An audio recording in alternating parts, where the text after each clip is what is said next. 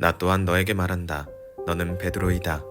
내가 이 반석 위에 내 교회를 세울 터인즉 저승의 세력도 그것을 이기지 못할 것이다. 14억.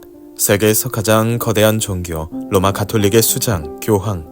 일대 베드로 사도부터 프란치스코 교황까지 266명의 로마 주교가 역사상에 있었습니다. 그런데 로마 주교가 선종하면 누가 그 뒤를 잇게 되는 걸까요?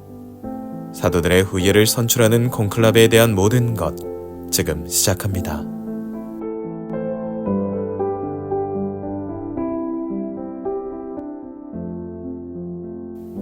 로마 주교자의 역사. 예수님께서는 12사도를 임명하고 그들에게 너희는 온 세상에 가서 모든 피조물에게 복음을 선포하여라 라고 말씀하셨습니다. 사도들은 그 말씀에 따라 예수의 부활과 승천 목격 후 전 세계로 흩어져 복음을 전합니다. 사도들의 반장 역할격이었던 베드로는 당시 세계의 중심 로마로 가서 교회를 세웠고 66년경 네로의 박해 때 바티카누스 언덕에 있던 네로 경기장에서 십자가에 거꾸로 못 박혀 순교합니다. 베드로의 뒤를 이어 로마 교회 공동체는 그의 후임을 뽑습니다. 전승에 따르면 이대 로마 교회 지도자는 신약 성경에도 언급되어 있는 리노였습니다. 역사적으로 로마 주교의 명단은 3세기 리옹의 이레네오가 저술한 이단 반박에 그 기록이 있습니다. 당시에는 신자 공동체와 성직자들이 함께 공동체의 대표를 뽑았다고 합니다. 그러나 313년 박해 전후로 로마 교회가 모든 교회의 중심을 형성해가면서 로마 주교는 좁게는 라틴 교회의 대표자이며 넓게는 세계 주교단의 수장이라는 로마 제국 정체의 최중요 그룹에 속하게 됩니다. 그런데 476년 서로마 멸망과 381년 콘스탄티노플 공의회 이후 콘스탄티노플 총대주교자가 성장하면서 로마 교회가 콘스탄티노플 교회와 수익권 분쟁의 조짐이 점차 일기 시작합니다. 또 이탈리아를 일시적으로 동로마 제국이 수복하고 그에 따라 동로마 황제의 압력이 강해지면서 로마 주교 선출은 반드시 라벤나 총독부에 보고되게 됩니다. 이렇게 로마 주교 선출은 점점 정치적인 문제에 시달리게 되죠. 1059년 교황 니콜라오 2세는 교령을 발표하여 주기경으로 승격되려면 로마의 성직자와 평신도의 동의를 받아야 하며 교황 선출은 추기경단으로부터 선택되는 것으로 변경합니다. 이후 추기경단의 3분의 2표를 획득할 시 교황이 되었는데 이때까지 교황 선거법에는 교황 선출이 될 때까지 공석기간과 선거기간이 정해져 있지 않았습니다. 그래서 1268년 클레멘스 4세 사망 후 비테르보 교황궁 경내 성당에서 치러진 선거는 추기경들의 정치적 투쟁 때문에 무려 2년 9개월 하고도 이틀 후인 1271년에야 교황이 선출되는 사태가 벌어집니다. 지금처럼 추기경들을 감금하는 형태의 콘클라베는 이때 정립됩니다. 선거가 늘어지자 지친 비테르보의 시민과 행정당국자들은 성당의 문을 걸어 잠가 추기경들을 감금하고 지붕을 뜯어 빗물이 새게 함과 동시에 제공되던 물과 빵의 양을 줄여서 선거를 독촉하는 조치를 취합니다. 이후 새로 즉위한 그레고리오 10세는 이것을 아예 제도로 편입해 지금까지 이어져 내려오고 있습니다. 교황 선거에 관한 최신 규정은 요한 바오로 2세의 사도 헌장 주님의 양떼입니다. 이 규정은 지금까지의 관습을 정리하여 시대에 맞지 않은 부분만 수정한 것인데 고대에 이루어졌던 만장일치로 함께 외치는 선출 방식과 중세시대 타협에 의한 선출 방법을 거부하고 오로지 80세 미만 추기경들의 투표만 인정합니다. 헌장에 따르면 추기경단은 전처럼 시스티나 성당에서만 밀집 생활을 할 필요가 없으며 요한 바오로 2세 시절인 1990년대에 신축된 성 마르타의 집이라고 하는 숙소에서 생활하면서 시스티나 성당에 투표하러 가는 것으로 고쳐졌습니다. 헌장은 또 추기경 투표단의 정원을 120명으로 정하는 한편 콘클라베 제적 인원 3분의 2 이상의 찬성으로 선출하고 조석 2차례씩 매일 4차례에 걸쳐 투표를 실시하도록 합니다. 문제는 현재 80세 미만 추기경의 숫자가 총 140여 명이나 된다는 것입니다. 이는 문헌에서 규정한 120명을 초과하기에 이에 대한 해석이 요구되고 있습니다. 데이 X, 교황의 죽음부터 콘클라베까지. 교황청은 항상 교황의 죽음을 대비해 만반의 준비를 합니다. 로마 주교의 선종일은 코드네임 데이 X로 불립니다. 교황이 사망하면 전통적으로 교황이 생전에 지명해둔 국무처장 추기경의 입회하에 은망치로 교황의 이마를 살살 두드리며 세례명으로 3차례 부르고 반응이 없다고 판단되면 죽음을 확인하는 의식이 행해졌는데 20세기에 들어서면서부터는 행해졌던 적이 없었다고 합니다. 오늘날 주님의 양떼에 따르면 교황청 전례위원장과 성직자단의 대표, 교황의 비서, 사도단 단장 등 80세 이하의 고위 성직자가 입회하여 확인하는 것만을 요구하고 있습니다. 확인이 끝나면 국무처장은 어부의 반지라고 불리는 교황의 반지를 교황의 손가락에서 빼내 추기경단 앞에서 반지의 공식 인장으로 사용할 수 없도록 2개의 깊은 흠집을 냅니다. 이후 교황 사망은 공식적으로 전 세계에 발표되며 전 세계 추기경단은 전원 집합 후 회합을 열어 교황 선거에 관한 일정을 결정합니다. 장례 미사를 포함한 교황의 장례 절차는 사후 4일부터 6일간에 걸쳐 행해집니다. 이때 교황청 전체가 9일간의 애도 기간을 갖는데 이는 라틴어로 9일을 의미하는 노베 디에레스라고 합니다. 교황 선거는 통상 교황 사후 15일 이후에 행해집니다.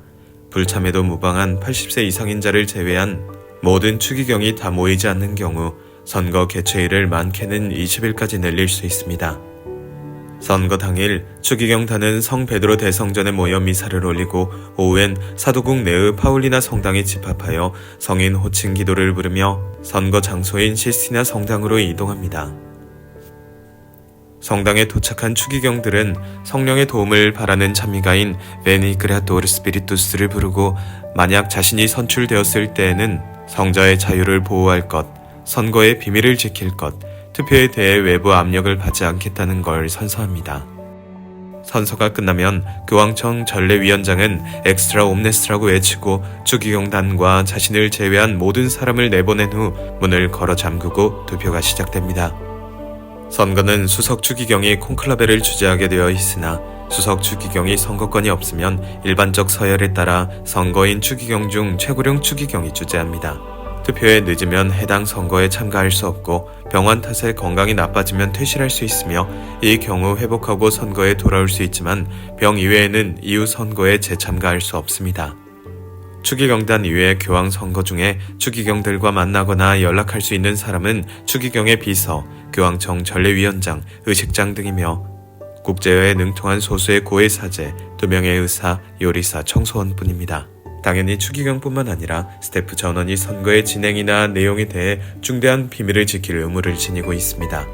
외부 통신은 물론 접촉이 엄중하게 금지되며 특히 신문이나 텔레비전 등 미디어와 절대 접촉하지 못합니다.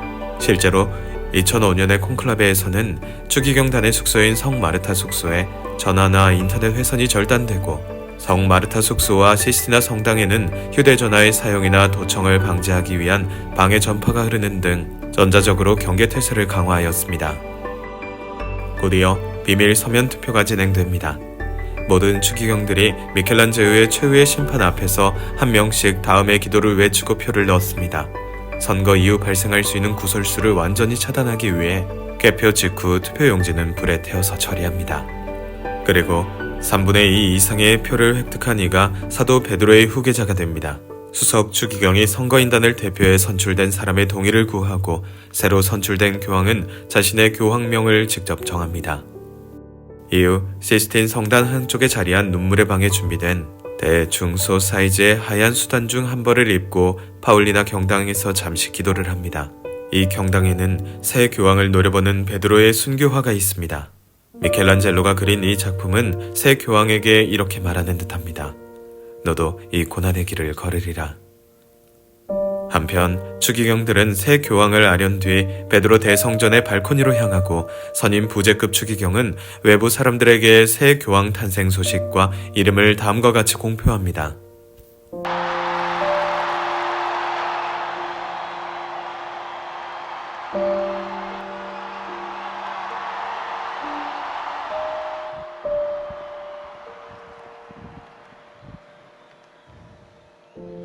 Annuncio vobis gaudium magnum, habemus papam.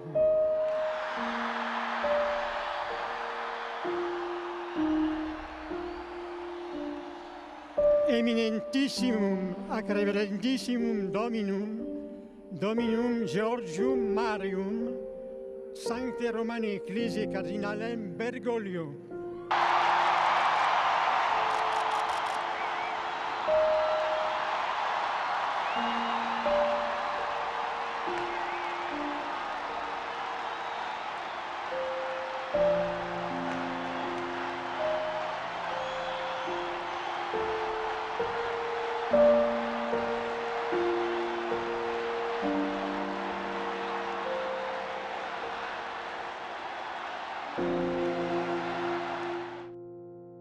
성 베드로 대성당 강복의 발코니에는 전임 교황의 문장이 걸리고 새 교황의 모습을 드러내어 로마와 전 세계의 축복, 우르비 엣 오르비를 라틴어로 받침으로써 새 교황의 직무가 시작됩니다.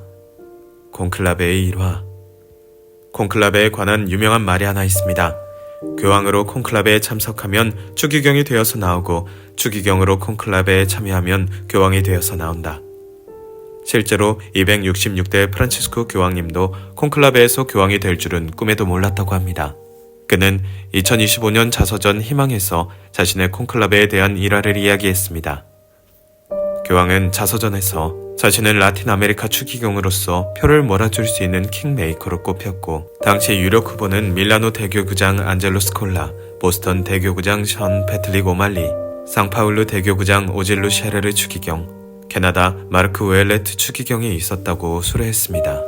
그러나 투표가 진행될수록 분산된 표들이 베르골리오에게 돌아갔고 결국 킹메이커인 줄 알았던 인물이 교황이 되고야만 합니다. 그가 교황에 뽑히자 브라질의 우메스 추기경이 그를 포옹하며 이렇게 말합니다. 가난한 이들을 잊지 마십시오. 바로 그때 그의 마음속엔 프란치스코라는 이름이 떠올랐다고 하며 그 이후 항상 빈자들을 위해 우선적으로 움직였습니다. 그렇다면 앞으로 지상교회는 또 어떠한 길을 나아가게 될까요? 267대 교황님과 함께 더욱더 그리스도를 닮아가는 교회가 되길 기도합니다. 볼만했다면 좋아요와 구독, 알람 설정까지 부탁드립니다.